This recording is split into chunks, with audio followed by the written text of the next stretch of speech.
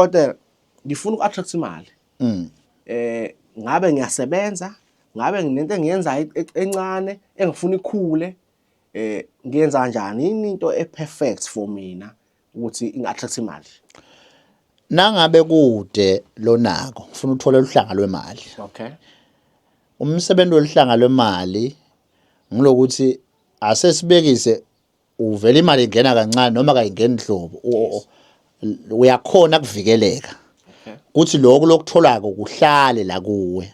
Na uneluhlanga lwemali usuke uvikelekile ekutheni angeke nje uthi uhole namuhla imali yakho seyiphela khona namuhla. Okay. Angeke futhi ukuthi uneluhlanga lwemali ungathi wenda ibusiness ishishe ingasebenza. Luhlanga lwemali futhi angeke ukuthi ungathi una boyfriend angakuphi imali.